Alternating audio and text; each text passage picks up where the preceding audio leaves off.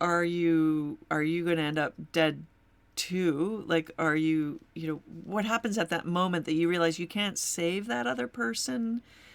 And then even just the guilt that you would carry, even if you were not a party to their accident, like not being able to save your partner. Like, do you really ever want to go through that? Like, I don't know. Yeah. I can't imagine that, Mm-hmm. especially even just listening to you about when I've listened to your interviews about you recovering, how many friends that you've had to recover from cave diving. Yeah. Yeah. Absolutely. I mean, it's bad enough when it's a friend, but if it was your family, your spouse, like, whew, I'd rather just prevent that situation. Yeah. Yeah, I totally. Hi, everyone. Thanks for tuning in to the Deadfoot Diver.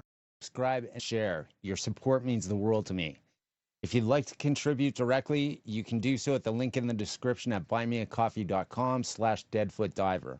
Every donation helps me work towards earning my adaptive dive buddy certification, travel costs to help me assist other adaptive divers, and covering further training and equipment costs, bringing you on even more exciting adventures. Don't forget to check out my guest links in the description.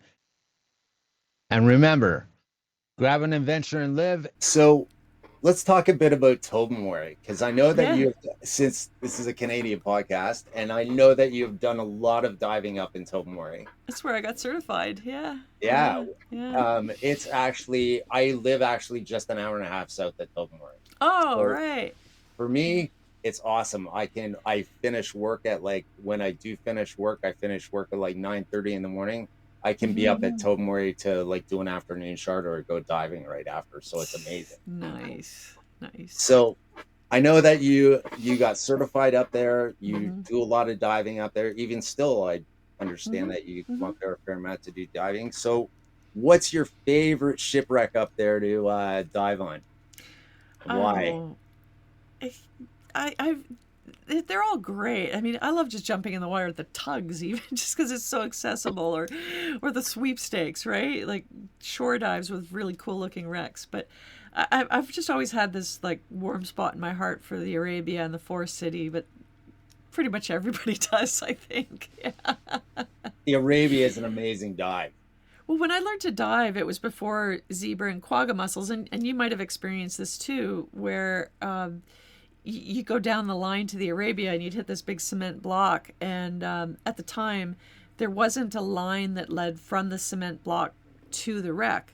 Mind you, it was only about 2 meters away, Yeah. if that. But back in those days, you'd hit the block and you couldn't see the wreck. And, Oh yeah. a couple of meters of visibility was sort of normal up there. Like, the invasive mussels changed all of that, and so it's a whole lot easier dive now. But it was quite mysterious and really fascinating back then. But I still love it. Yeah. Well, for those of you that don't know about the Arabia is a schooner that sank in the 1800s. Mm-hmm. It is relatively intact. It's an amazing wreck to dive on. I've actually gone night diving on it a couple of times Yeah. Cool. back in the day. I'm actually really excited because this year, one of my goals is that actually I'm going to do the Arabia again this year because I Excellent. haven't done it in so Yeah. long. And Yeah. you cannot, for anybody who hasn't dove it, I mean, you can't explain what it's like when you come up on the wreck, and especially when you see the bowsprit with the Yeah. That's the chains prettiest. hanging down on it. Right. Right. That's the prettiest part. Yeah. Yeah. Yeah. It has changed a lot in 25, 30, more than that years. But it is kind of starting to fall apart a little bit more, but it's still so cool. And now, I mean, you can see it stem to stern. You're descending on it, and pretty quickly for the surface you're like, oh, wow, that's beautiful. Yeah, that's what I'm really looking forward to this year, because I've never Yeah. seen it that clear up Right, there. that way. Yeah. And even at the tugs this year, I was amazed at the visibility up there, and right at the Yeah. water temperature. I know. I, a few years ago, like when I first moved back to Canada, like 6, 7 years ago, I was up in Tobermory and I saw people like just snorkeling at the tugs in bathing suits. Yep. First of all, they could see all of them from the surface and just snorkeling around. Second of all, they were in bathing suits, like in the water at Tobermory. Something that it's a lot warmer on the surface now, and they were in the water a long time. I remember like when I first started diving at Tomori back in the day when you did, like Yeah. how cold it was, regardless of how deep you were. Yes. And I mean, Yeah. on my computer, I have multiple dives where the water temperature above the thermocline was 73 degrees this year. That's crazy because it was always like on the bottom, it was always four. It was just always right? Like 4C. Yeah, and it wasn't a whole lot warmer coming up. Yeah, it's E- crazy. Yeah. every single dive instructor I made friends with at Divers Den this year Yeah. could not believe How how warm. warm the water was up there. Yeah, it's a bit Which, worrying. yeah, actually, that was my next question for you. Actually, is what do you think about all the effects of global warming on the marine environment? Because the Mhm. temperatures are staggering. Yeah, it's shocking.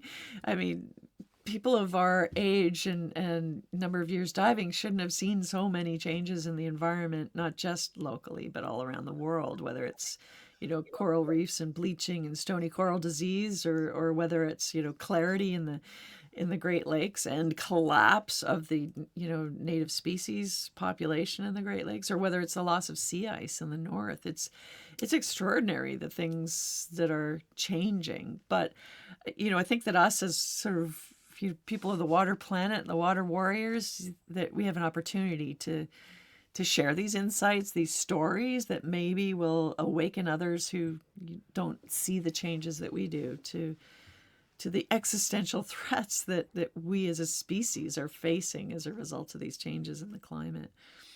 So, what do you, out of all the places that you've dove repeatedly, Hmm. where have you gone back recently and then gone, oh my God, I can't believe the damage due to global warming and stuff like that, or to hurricanes, or which Yeah, I mean is also part of this yeah. global warming stuff, the amount of hurricanes that we get now. It's at both extremes of the planet. Like we see less of those changes in the middle latitudes of Canada, for instance. Like we can still go out west and see all the incredible charismatic, megafauna and everything, even though some of the environment has changed there. Same thing on the East Coast. But, if you go to the north and you see the loss of sea ice, it's palpable year on year. It's setting up later each year, it's breaking up earlier each year, and it's changing the entire, marine regimen there. And then the same thing at the warm ends of the planet in the tropics. Like where I really really cut my teeth in diving was when I lived in the Cayman Islands for a few years, and it was this amazing, beautiful, resplendent, healthy coral environment on the east end of Grand Cayman. But now it is really stressed, and it's shocking to me to see the changes in the tropical environments. So, do you think that part of that is also from the amount of diving activity that some of these locations get? No, I mean, yes, in the sense that like sunscreen is a horrible, horrible thing that harms the marine environment.